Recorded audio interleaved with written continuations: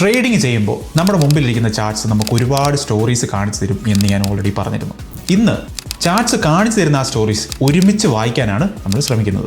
Industrial മൂവിയിൽ fourth ഡിമെൻഷനിൽ നിന്നും message അയക്കുന്നത് പോലെ ഈ ചാർട്ട്സ് ഫ്യൂച്ചർ കാണിച്ചു തരാൻ ശ്രമിക്കും. പക്ഷേ അത് ശരിയായി വായിക്കാൻ അറിഞ്ഞാൽ മാത്രമേ ഗുണമുണ്ടാവൂ. ആ മെസ്സേജ് നമുക്ക് വായിക്കാൻ അറിയില്ലെങ്കിൽ ആ മെസ്സേജ് നമുക്ക് കിട്ടാത്ത പോലെ തന്നെ ഉള്ളൂ. പക്ഷേ നമ്മളത് തെറ്റായി വായിച്ചാൽ വലിയ പ്രോബ്ലത്തിലേക്കായിരിക്കും നമ്മൾ ചെന്ന് വീഴുന്നത്. ട്രേഡിംഗ് പഠിപ്പിക്കുന്ന സീരീസ് ഓഫ് വീഡിയോയുടെ മൂന്നാമത്തെ വീഡിയോ ആണെങ്കിലും നിങ്ങൾക്ക് ഈ വീഡിയോ കാണാം. ഇതിൽ നിന്ന് ഒരുപാട് കാര്യങ്ങളും പഠിക്കാം. പക്ഷേ നിങ്ങൾ വളരെ സീരിയസ് ആയിട്ടാണ് ട്രേഡിംഗ് പഠിക്കാൻ ഉദ്ദേശിക്കുന്നതെങ്കിൽ പ്ലേലിസ്റ്റിൽ കയറി ആദ്യത്തെ വീഡിയോ തൊട്ട് തന്നെ കാണാൻ ശ്രമിക്കുക. ഈ വീഡിയോ എല്ലാം കഴിഞ്ഞിട്ട് ഞാൻ 2 ചാർട്ട്സും കൂടെ നിങ്ങളെ കാണിക്കാം. അവിടെ നടക്കുന്ന ആളുകളുടെ സൈക്കോളജി എന്താണ് എന്ന് ഞാൻ നിങ്ങളെ കൊണ്ട് പ്രെഡിക്റ്റ് ചെയ്യിപ്പിക്കാം. അപ്പോൾ എന്നെയും നിങ്ങളെയും പോലുള്ള സാധാരണ ആളുകളുടെ ഫിനാൻഷ്യൽ ലൈഫും ബെറ്റർ ആകുന്ന തരത്തിലുള്ള വീഡിയോസാണ് ഞാൻ ഇവിടെ ചെയ്യാൻ ശ്രമിക്കുന്നത്. അപ്പോൾ ഈ ചാനലിൽ വന്ന് നിങ്ങളുടെ സമയം ഒരിക്കലും വേസ്റ്റ് ആയി പോവില്ല എന്ന് ഞാൻ നിങ്ങൾക്ക് ഉറപ്പ് തരുന്നു. അപ്പോൾ ലക്ഷക്കണക്കിന് വീഡിയോസിനിടയിൽ എന്നെ നിങ്ങൾക്ക് ഇനി മിസ്സായി പോകാതിരിക്കാനായിട്ട് ഇപ്പോൾ തന്നെ സബ്സ്ക്രൈബ് ചെയ്യുന്ന കാര്യം ഒന്ന് കൺസിഡർ ചെയ്യുക. അപ്പോൾ നിങ്ങൾ ഈ ചാനലിലോട്ട് ആദ്യമായിട്ടാണ് വരുന്നതെങ്കിൽ വെൽക്കം ഹോം. ഞാനൊരു ഫിനാൻഷ്യൽ അഡ്വൈസർ അല്ല. എനിക്കറിയാവുന്ന കാര്യങ്ങൾ ഒരു എഡ്യൂക്കേഷണൽ പർപ്പസിന് വേണ്ടി വളരെ ആത്മാർത്ഥമായിട്ട് പറഞ്ഞു തരാൻ ശ്രമിക്കുന്ന ഒരാൾ മാത്രമാണ് ഞാൻ. ട്രേഡിങ്ങും ഇൻവെസ്റ്റിംഗും ഒക്കെ വളരെ റിസ്ക് ആയിട്ടുള്ള കാര്യമാണ്. അത് നിങ്ങൾ ചെയ്യുന്ന സമയത്ത് നിങ്ങളുടേതായിട്ടുള്ള റിസർച്ചും പഠനവും അത്യാവശ്യമാണ്. ആവശ്യമെങ്കിൽ പണം മുടക്കി ഒരു അഡ്വൈസറിന്റെ ഹെൽപ്പ് എടുക്കാൻ ശ്രമിക്കുക. അപ്പോൾ നമ്മൾ ലാസ്റ്റ് വീഡിയോയിൽ ഇതേപോലെ ഇൻഡിവിജ്വൽ ക്യാൻഡിൽസ് നമുക്ക് മാർക്കറ്റ് സെന്റിമെന്റ് ഒക്കെ കാണിച്ചു തരും എന്ന് നമ്മൾ പഠിച്ചു. അപ്പോൾ ഒരു ക്യാൻഡിൽ നമുക്ക് കുറച്ച് കാര്യങ്ങൾ പറഞ്ഞു തരുവാണെങ്കിൽ ഒരു കൂട്ടം ക്യാൻഡിൽസ് നമുക്ക് അതിലേറെ കാര്യങ്ങളും സിഗ്നൽസും ഒക്കെ കാണിച്ചു തരും. മൾട്ടി ക്യാൻഡിൽ സ്റ്റിക് പാറ്റേൺ എന്നൊക്കെ നമുക്ക് അതിനെ വിളിക്കാം. ഇതൊക്കെ പഠിക്കാനും ചെയ്ത് നോക്കാനും ഒക്കെ നിങ്ങൾക്ക് ഇഷ്ടമുള്ള ഏതെങ്കിലും ഒക്കെ ഒരു നല്ല ബ്രോക്കറിന്റെ പ്ലാറ്റ്ഫോമിൽ കയറി സൈനപ്പ് ചെയ്യാം. ഞാൻ ഈ ഹോൾ സീരീസിൽ പല ബ്രോക്കേഴ്സിനെയും ആപ്പിനെയും ഒക്കെ നിങ്ങൾക്ക് പരിചയപ്പെടുത്തി തരാം. നിങ്ങൾക്ക് ഇഷ്ടപ്പെടുന്നത് നിങ്ങൾക്ക് പിക്ക് ചെയ്യാം. ഇനി അതൊന്നും അല്ലാത്ത നിങ്ങൾക്ക് ഫേവറേറ്റ് ആയിട്ടുള്ളൊരു ബ്രോക്കറിന്റെ ആപ്പ് ഉണ്ടെങ്കിൽ നിങ്ങൾക്ക് അതുമായിട്ട് തന്നെ മുന്നോട്ട് പോകാം. ഒരു കുഴപ്പമില്ല. അപ്പോൾ ഇന്ന് ഞാനിവിടെ എക്സാമ്പിൾ ആയിട്ട് സഹി എന്ന് പറയുന്ന ഒരു പ്ലാറ്റ്ഫോമാണ് ഇത് ഇവിടെ എടുത്തിരിക്കുന്നത്. അപ്പോൾ ഞാൻ എപ്പോഴും പറയുന്ന പോലെ നിങ്ങൾ ഏത് പ്ലാറ്റ്ഫോം ചൂസ് ചെയ്താലും അത് സെബി രജിസ്റ്റേർഡ് ആണെന്നുള്ളത് ആദ്യം ഉറപ്പുവരുത്തുക. അപ്പോൾ ഞാൻ അവരുടെ വെബ്സൈറ്റിൽ കയറി ആദ്യം തന്നെ രജിസ്ട്രേഷൻ നമ്പർ കോപ്പി ചെയ്ത് സെബിയുടെ വെബ്സൈറ്റിൽ കയറി ചെക്ക് ചെയ്ത് നോക്കി. അവിടെ കാണാൻ സാധിക്കും അത് സെബി രജിസ്റ്റേർഡ് ആണ് എന്ന്. അത് സെബി രജിസ്റ്റേർഡ് ആണ് എന്ന് മനസ്സിലാക്കി കഴിഞ്ഞാൽ നമുക്ക് അവരുടെ പ്രൈസും ഫീച്ചേഴ്സും ഒക്കെ ചെക്ക് ഔട്ട് ചെയ്ത് നോക്കാം. ഒരു അക്കൗണ്ട് ഓപ്പൺ ചെയ്യാനോ മെയിൻറ്റെയിൻ ചെയ്യാനോ സഹി നമ്മുടെ കയ്യിൽ പൈസ ഒന്നും വാങ്ങിക്കുന്നില്ല. ഇവിടെ കാണുന്നത് പോലെ തന്നെ ആദ്യത്തെ 30 days നമുക്ക് ബ്രോക്കറേജസും 0 ആയിരിക്കും. അതിനുശേഷം ഒരു ഓർഡറിന് 10 രൂപ വെച്ചാണ് വാങ്ങിക്കുന്നത്. അപ്പോൾ ഈ പ്രൈസിങ് സ്ട്രക്ചർ നമ്മൾ നോക്കുന്നതിന്റെ കാരണം നിങ്ങൾ ഏത് ബ്രോക്കറിനെയാണ് ചൂസ് ചെയ്യുന്നതെങ്കിലും നിങ്ങൾ ചെയ്യാൻ പോകുന്ന ആ കാര്യത്തിന് അവരുടെ പ്രൈസിങ് സ്ട്രക്ചർ ചേരുന്നുണ്ട് എന്ന് ഉറപ്പുവരുത്തുക. അത് നിങ്ങൾ ആക്റ്റീവായിട്ടോ പാസീവായിട്ടോ ഇൻവെസ്റ്റ് ചെയ്യുകയാണെങ്കിൽ പോലും നിങ്ങൾ ലോങ് ടേം ഇൻവെസ്റ്റ് ചെയ്യാനാണ് ശ്രമിക്കുന്നത്, ട്രേഡിംഗ് ഒന്നും ചെയ്യാൻ പ്ലാൻ ചെയ്യുന്നില്ലെങ്കിൽ വലിയ ഫാൻസി ആയിട്ടുള്ള ഒരു ബ്രോക്കറിന്റെ ആവശ്യമില്ല. ക്ലീൻ സിമ്പിൾ ഇന്റർഫേസ് ഉള്ള ഒരു ഡിസ്ട്രാക്ഷനും ഇല്ലാത്ത ഒരു സിമ്പിൾ പ്ലാറ്റ്ഫോം മതിയാവും നിങ്ങൾക്ക്. പക്ഷേ ട്രേഡ് ചെയ്യുന്ന സമയത്ത് കുറച്ചേറെ ടൂൾസും ഫീച്ചേഴ്സും ഒക്കെ നമുക്ക് അത്യാവശ്യമായിട്ട് വരും. അപ്പോൾ ഈ സഹിയുടെ പ്ലാറ്റ്ഫോമിൽ എനിക്ക് അത്യാവശ്യം ഹെൽപ്ഫുൾ ആവും എന്ന് തോന്നിയ കുറച്ച് ഫീച്ചേഴ്സ് ഞാനോട് പറയാം. ഞാനിനി പറയാൻ പോകുന്ന ഈ ഫീച്ചേഴ്സ് ഒന്നും നിങ്ങളൊരു ബിഗിനർ ആണെങ്കിൽ നിങ്ങൾക്കത് മനസ്സിലായില്ലെങ്കിലും നിങ്ങൾ അതിനെപ്പറ്റി വറി ചെയ്യേണ്ട, നമ്മളിതെല്ലാം മുമ്പോട്ട് പഠിക്കും. അപ്പോൾ ആദ്യത്തെ ഫീച്ചർ, നമുക്ക് ട്രേഡ് എല്ലാം ചാർട്ടിൽ തന്നെ ചെയ്യാൻ സാധിക്കുന്നതാണ്. ഒരു ഓർഡർ വിൻഡോ സെപ്പറേറ്റ് ആയിട്ട് നമ്മൾ ഓപ്പൺ ചെയ്യേണ്ടതായിട്ടുള്ള ആവശ്യം വരുന്നില്ല. അതേപോലെ തന്നെ മറ്റൊരു ഫീച്ചർ വരുന്നത് നമുക്ക് മൾട്ടിപ്പിൾ ചാർട്ട്സ് ഒരേ സമയം ഓപ്പൺ ചെയ്യാൻ സാധിക്കും എന്നുള്ളതാണ്. ഇത് ട്രേഡേഴ്സിന് വളരെ ഹെൽപ്ഫുൾ ആയിരിക്കും. മറ്റൊരു ഫീച്ചറാണ് ഓട്ടോ ട്രെയിലിംഗ്, സ്റ്റോപ്പ് ലോസും ടാർഗറ്റും. ഇത് നമ്മൾ ഓൾറെഡി അച്ചീവ് ചെയ്ത പ്രോഫിറ്റ്സിനെ ലോക്ക് ചെയ്യാനും നമ്മുടെ ലോസസിനെ ലിമിറ്റ് ചെയ്യാനും ഓട്ടോമാറ്റിക്കായിട്ട് നമ്മളെ ഹെൽപ്പ് ചെയ്യും. അപ്പോൾ മാർക്കറ്റ് നമ്മുടെ ഫേവറിൽ മൂവ് ചെയ്യുകയാണെന്നുണ്ടെങ്കിൽ സിമ്പിൾ ഡ്രാഗ് ആൻഡ് ഡ്രോപ്പ് വെച്ച് നമുക്ക് ഇത് അഡ്ജസ്റ്റ് ചെയ്യാൻ സാധിക്കുന്നതാണ്. ഇനി മറ്റൊരു ഇൻട്രസ്റ്റിംഗ് ഫീച്ചർ എനിക്ക് തോന്നിയത് ഇൻസൈറ്റ്സ് ആണ്. സ്റ്റോക്ക് മാർക്കറ്റിലെ ലോകത്ത് നടക്കുന്ന കാര്യങ്ങളൊക്കെ ഒരു ഇൻസൈറ്റ് വെച്ച് നമുക്ക് ഒരു ഡയറക്ഷനും ഐഡിയ ഒക്കെ തരാൻ ശ്രമിക്കുന്ന ഒരു സംഭവമാണിത്. ഇത് നമുക്ക് നല്ല രീതിയിൽ യൂസ്ഫുൾ ആവും എന്നാണ് എനിക്ക് തോന്നിയത്. ഇനി വെബ്സൈറ്റിൽ കയറി നമ്മൾ താഴോട്ട് സ്ക്രോൾ ചെയ്ത് കഴിഞ്ഞാൽ ഡിമാറ്റ് അക്കൗണ്ട് തുടങ്ങാനുള്ള കാര്യങ്ങൾ നമുക്ക് അവിടെ കാണാൻ സാധിക്കും. 3 steps കൊണ്ട് നമുക്കത് ചെയ്യാനും സാധിക്കും.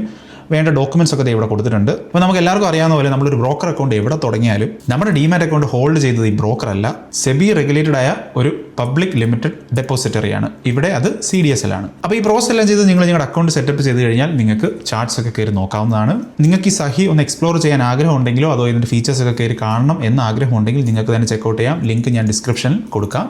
ചെക്കൗട്ട് ചെയ്യാൻ ശ്രമിക്കുക. All right. അപ്പോൾ ഞാൻ നേരത്തെ പറഞ്ഞു ഒരു കൂട്ടം ക്യാൻഡിൽസ് നമുക്ക് പറഞ്ഞു തരുന്ന കാര്യങ്ങളിൽ നിന്ന് നമുക്ക് ഒരുപാട് കാര്യങ്ങൾ പഠിക്കാൻ സാധിക്കുമെന്ന്. അപ്പോൾ നമുക്കൊരു എക്സാമ്പിൾ വഴി അത് നോക്കാം. നമ്മൾ എക്സാമ്പിളായിട്ട് ഇവിടെ ഒരു സ്റ്റോക്കിൻ്റെ പ്രൈസ് എടുത്തിട്ടുണ്ട്. അപ്പോൾ ഈ ഗ്രാഫിൽ എന്തൊക്കെയാണ് സംഭവിക്കുന്നത് എന്നൊക്കെ നമ്മൾ ഓൾറെഡി പഠിച്ചു. ടൈമും പ്രൈസും ഉണ്ട്. ഇവിടെ ഓരോ ക്യാൻഡിൽ സ്റ്റിക്കായിട്ട് വന്നിട്ടുമുണ്ട്. ഞാൻ വളരെ പെർഫെക്റ്റ് ആയിട്ടൊന്നും വരയ്ക്കാൻ ശ്രമിക്കുന്നില്ല. നമുക്കത് മനസ്സിലാവുന്ന രീതിയിൽ ജസ്റ്റ് ഒന്ന് വരയ്ക്കാൻ മാത്രമേ ഉദ്ദേശിച്ചിട്ടുള്ളൂ. അപ്പോൾ ഇവിടെ നമുക്ക് കാണാം ഈ സ്റ്റോക്കിൻ്റെ പ്രൈസ് അത്യാവശ്യം മുകളിലോട്ട് കുറേ കയറി വന്നു. ഒരു 3-4 ബിഗ് ക്യാൻഡിൽസ് നമുക്ക് അവിടെ കാണാം. അപ്പോൾ ഇത് സംഭവിച്ചതിന് ശേഷം നമ്മൾ ഇവിടെ കാണുന്ന പോലെ ചെറിയ ഒരു പുൾ ബാക്ക് സംഭവിക്കുന്നു. ഒരു 2-3 സ്മോൾ ക്യാൻഡിൽസ് ഇവിടെ കാണുന്നത് പോലെ ഒരു ചെറിയ പുൾ ബാക്ക് സംഭവിക്കുന്നു. ഈ പുൾ ബാക്ക് എന്ന് പറഞ്ഞ ടേം എന്താണെന്ന് വെച്ചാൽ ചെറിയ ഒരു പിന്നിലോട്ടുള്ള വലിവ്, അതിനെയാണ് പുൾ ബാക്ക് എന്ന് പറയുന്നത്. ഇനി നമ്മൾ ഒന്നുകൂടൊന്ന് ഡീറ്റെയിൽഡ് ആയിട്ട് ഇതിലേക്ക് നോക്കിയാൽ നമുക്ക് മനസ്സിലാവും ഈ ക്യാൻഡിൽസ് എല്ലാം കൂടെ ഫോമായി വന്നിരിക്കുന്നതിന് ചെറിയൊരു ഫ്ലാഗിൻ്റെ ഷേപ്പ് ഉണ്ട് എന്ന്. അപ്പോൾ നമ്മൾ ശ്രദ്ധിച്ച് നോക്കിയാൽ നമുക്ക് മനസ്സിലാവും ഈ ഒരു ഭാഗം ഫ്ലാഗ് പോലെയും ഈ ഒരു ഭാഗം അതിൻ്റെ പോള് പോലെ, അതായത് ഫ്ലാഗിൻ്റെ ആ ഒരു പോള് പോലെയാണ് ഇരിക്കുന്നത്. ഇനി ഞാൻ നിങ്ങളോട് ചോദിക്കുകയാണ്, നിങ്ങൾക്ക് എന്താണ് തോന്നുന്നത്? ഇവിടുന്ന് ഇത് മുകളിലോട്ട് അടിച്ചു കയറി അങ്ങ് പോകുമോ, അതോ ഇങ്ങനെ ഒരു റിവേഴ്സലായിരിക്കുമോ സംഭവിക്കാൻ പോകുന്നത്? അപ്പോൾ എനിക്കറിയാം അത്രയും കാര്യങ്ങളൊന്നും പെട്ടെന്ന് അനലൈസ് ചെയ്തെടുക്കാനുള്ള അത്രയും കാര്യങ്ങളൊന്നും നമ്മളിവിടെ പഠിച്ചിട്ടില്ല. പക്ഷേ എങ്കിലും നിങ്ങൾക്ക് എന്താണ് തോന്നുന്നത്? നിങ്ങളുടെ ചെറിയൊരു അനാലിസിസ് വെച്ച് എന്താണ് തോന്നുന്നത്? ഞാനൊരു 2 സെക്കൻഡ് നിങ്ങൾക്ക് സമയം തരാം. അപ്പോൾ ഇങ്ങനെ ഒരു പാറ്റേൺ വന്നു കഴിഞ്ഞാൽ സംഭവിക്കാൻ പോകുന്നത്, ഇവിടെ നമ്മൾ കണ്ടത് ഇതൊരു റിവേഴ്സൽ അല്ല, ഇതൊരു വളരെ ഹെൽത്തി ആയിട്ടുള്ളൊരു ട്രെൻഡാണ്. അപ്പോൾ അതുകൊണ്ട് തന്നെ നീളമുള്ള ക്യാൻഡിൽ സ്റ്റിക്സ് ഉണ്ടായിക്കൊണ്ട് ഇത് മുകളിലോട്ട് തന്നെ ആയിരിക്കും പോകാൻ പോകുന്നത്. അപ്പോൾ ഞാൻ ഈ ചാർട്ടിൽ എന്താണ് സംഭവിച്ചത് എന്നുള്ളൊരു കാര്യം മാത്രം ഞാനിവിടെ എക്സ്പ്ലെയിൻ ചെയ്തു. പക്ഷേ നമുക്കറിയേണ്ടത് ഇതൊന്നും അല്ല. നമുക്കറിയേണ്ടത് ഇവിടെ നടന്ന സൈക്കോളജി എന്താണ്, എന്തുകൊണ്ടാണ് ഇതിങ്ങനെ സംഭവിച്ചത് എന്നാണ്. അപ്പോൾ നമുക്കിത് 3 സെക്ഷനായിട്ട് തിരിക്കാം. നമ്മൾ ആദ്യത്തെ സെക്ഷൻ നമ്മളെടുത്ത് നോക്കിക്കഴിഞ്ഞാൽ നമുക്ക് മനസ്സിലാവും നമ്മൾ ആദ്യം കണ്ട നീണ്ട ഗ്രീൻ ക്യാൻഡിൽസ് ഇവിടെ ഉണ്ടായത്. അപ്പോൾ നമുക്കിവിടെ മനസ്സിലാവുന്ന കാര്യം, ആളുകൾ ഇവിടെ പൈസ കൊടുക്കാൻ റെഡിയാണ്. അതായത് ഇഷ്ടം പോലെ ബയേഴ്സ് അവിടെ ഉണ്ട്. അവർ ആ സ്റ്റോക്ക് വാങ്ങി ബുൾസ് അതിനെ പൊക്കിക്കൊണ്ട് മേളിൽ കൊണ്ട് വെക്കും. പക്ഷേ ഡെഫിനറ്റ് ആയിട്ടും ഇത്രയും വലിയൊരു മൂവ്മെൻറ്റ് കണ്ടുകൊണ്ടിരുന്ന ഒരുപാട് ആളുകളും വിചാരിച്ചിട്ടുണ്ടായിരിക്കും, അയ്യോ ഞങ്ങൾ ഈ ഓപ്പർച്യൂണിറ്റി മിസ്സാക്കി കളഞ്ഞല്ലോ എന്ന്. പക്ഷെ അവരെല്ലാം ആ ഒരു ഫീലിംഗ് വെച്ച് ഇവിടെ തന്നെ വെയിറ്റ് ചെയ്യുന്നുണ്ടായിരിക്കും. ഇനി ഇവിടെ എത്തിയപ്പോൾ, നമ്മൾ ഈ കാണുന്ന രണ്ടാമത്തെ സെക്ഷനിൽ എത്തിയപ്പോൾ എന്താണ് സംഭവിച്ചത്? അവിടെ ചെറിയൊരു റെസ്റ്റിംഗ് ഫേസ് ആണ്. ബയേഴ്സ് എല്ലാം അവിടെ തന്നെ ഉണ്ട്. ഈ റെഡ് ക്യാൻഡിൽ അങ്ങനെ ഒരുപാട് വലുതാവാനൊന്നും പോകുന്നില്ല.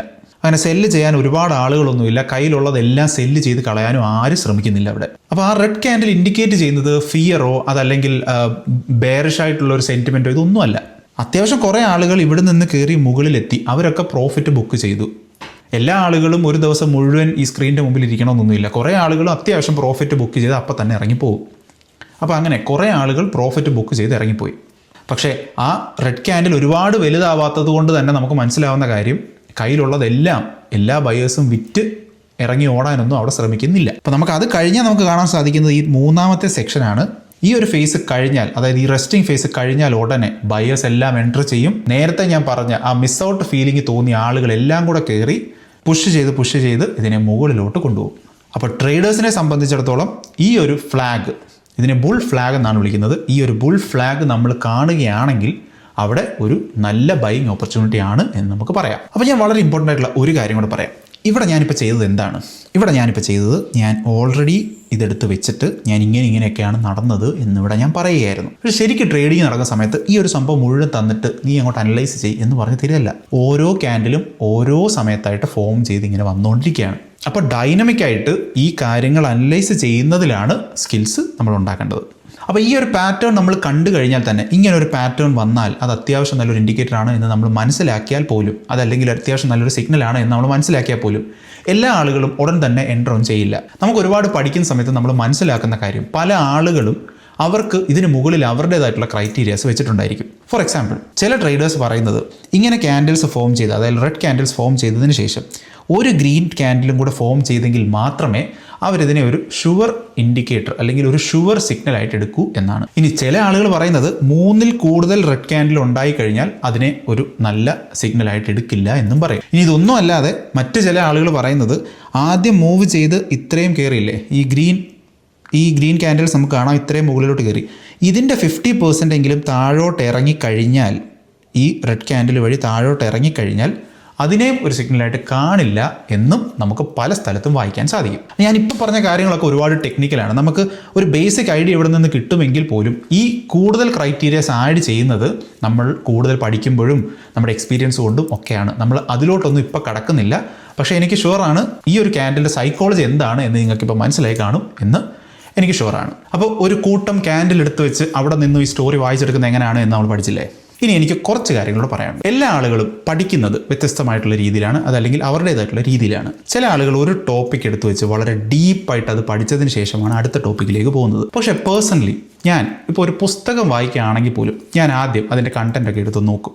അതിനുശേഷം എനിക്ക് ഇൻട്രസ്റ്റ് ആണ് എന്ന് തോന്നുന്ന ചാപ്റ്റേഴ്സൊക്കെ ചുമ്മാതെ ഞാനൊന്നെടുത്ത് ഫ്ലിപ്പ് ചെയ്ത് വായിച്ച് നോക്കിയതിന് ശേഷം ഒരു ഓവറോൾ ഐഡിയ ഉണ്ടാക്കാൻ ഞാൻ എപ്പോഴും ശ്രമിക്കാറുണ്ട്. അതിനുശേഷമാണ് ഞാനൊരു പുസ്തകം വായിക്കുന്നതോ അതല്ലെങ്കിൽ എന്തെങ്കിലും ചെയ്യുകയാണെന്നുണ്ടെങ്കിൽ എനിക്കൊരു ഓവറോൾ ഐഡിയ കിട്ടിയാൽ മാത്രമേ എനിക്കത് പഠിക്കുന്നത് പ്രോസസ്സ് അല്ലെങ്കിൽ പഠിക്കുന്ന പ്രോസസ്സ് എനിക്ക് സിമ്പിളായിട്ട് ചെയ്യാൻ സാധിക്കും. അപ്പോൾ അങ്ങനെ ഒരു ബിഗർ പിക്ചർ ഞാൻ ആദ്യം ഉണ്ടാക്കുന്നത് കൊണ്ട് തന്നെ ഇതിലെ ഓരോ ടോപ്പിക്കും എന്തിനാണ് ഇവിടെ വന്നിരിക്കുന്നത്, എന്തുകൊണ്ടാണ് നമ്മൾ പഠിക്കുന്നത്, എന്തുകൊണ്ടാണ് അത് റിലവൻ്റ് ആവുന്നത് എന്നുള്ളൊരു മീനിങ് ഉണ്ടാക്കി പഠിക്കാനും അത് വളരെയധികം എന്നെ ഹെൽപ്പ് ചെയ്യാറുണ്ട്. ഞാനൊരു എക്സാമ്പിൾ പറഞ്ഞാൽ, എങ്ങനെയാണ് കാർ വർക്ക് ചെയ്യുന്നത് എന്ന് നമ്മൾ പഠിക്കാൻ ശ്രമിക്കുകയാണെന്ന് കരുതുക. അപ്പോൾ ഞാൻ അതിലൊരു ചാപ്റ്റർ എടുക്കുന്നു. For example chapter gear box. അപ്പോൾ ഞാൻ അവിടെ കയറി നോക്കിയപ്പോൾ എനിക്ക് മനസ്സിലാവുന്നു പലതരത്തിലുള്ള ഗിയർ ബോക്സുകളുണ്ട്. മാനുവൽ, ഓട്ടോമാറ്റിക്, CVT, DCT, ഇഷ്ടംപോലെ ഗിയർ ബോക്സ്, പല ടൈപ്പുകൾ, ഇതിങ്ങനെയാണ് വർക്ക് ചെയ്യുന്നത്. അങ്ങനെ ഡീപ്പ് ലെവലിൽ ഞാൻ ഒരുപാട് കാര്യങ്ങൾ അവിടെ കയറി പഠിച്ചു. പക്ഷേ അതെല്ലാം പഠിച്ചു കഴിഞ്ഞപ്പോൾ എനിക്ക് ഉള്ളിലൊരു ചോദ്യം വന്നു, എന്തിനാണ് ഒരു ഗിയർ ബോക്സ് കാറിൽ ഉപയോഗിക്കുന്നത്? അതല്ലെങ്കിൽ എന്തിനാണ് ഇത്രയേറെ ടൈപ്സ് ഓഫ് ഗിയർ ബോക്സസ്? ഏതെങ്കിലും ഒരു നല്ല ഗിയർ ബോക്സ് എല്ലാവരും കൂടെ ചേർന്ന് ഉണ്ടാക്കി അതങ്ങ് ഉപയോഗിച്ചാൽ പോരെ?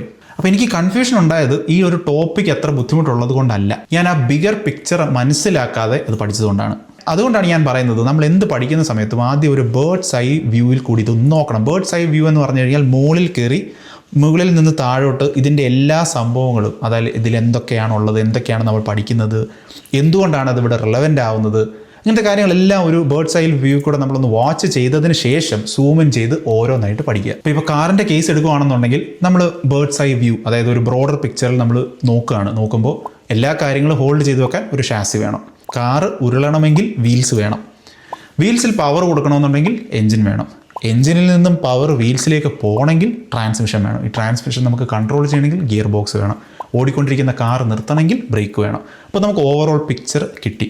അതിനുശേഷം നമ്മളിതിൽ ഓരോന്നായിട്ടെടുത്ത് അത് സൂമിൻ ചെയ്ത് ഡീറ്റെയിൽഡായിട്ട് ഇൻഡെപ്തിൽ പഠിക്കുന്നു. ഞാൻ വളരെ ഓണസ്റ്റായിട്ട് പറഞ്ഞാൽ നമ്മുടെ ലൈഫിൽ എന്ത് പഠിക്കുന്ന സമയത്തും ഇങ്ങനെ ഒരു ബ്രോഡ് പിക്ചർ എടുത്ത് വെച്ച് പഠിക്കുകയാണെന്നുണ്ടെങ്കിൽ നമുക്ക് കുറേ കൂടി എളുപ്പമാകുമെന്ന് എനിക്ക് തോന്നിയിട്ടുണ്ട്. അപ്പോൾ അങ്ങനെ ആ ഒരു ബ്രോഡ് പിക്ചർ മനസ്സിലാക്കാതെ എല്ലാ കാര്യങ്ങളും പഠിക്കുന്നതുകൊണ്ടാണ് നമ്മൾ സ്ഥിരം കാണാറുണ്ട് ചില ആളുകൾ വന്നിരുന്നിട്ട് നമ്മുടെ ഇൻറ്റഗ്രേഷൻ, ഡിഫറൻസിയേഷൻ ഇതൊക്കെ എന്തിനാണ് സ്കൂളിൽ പഠിച്ചതെന്നൊക്കെ പറഞ്ഞിട്ട് ഇത് വലിയ തമാശയാക്കി പറയാൻ ശ്രമിക്കുന്നത്.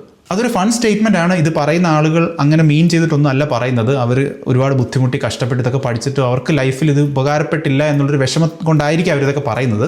പക്ഷേ അവർ തന്നെ ഉപയോഗിക്കുന്ന ഇൻ്റർനെറ്റും വൈഫൈയും GPS-ഉം മൊബൈൽ ഫോണും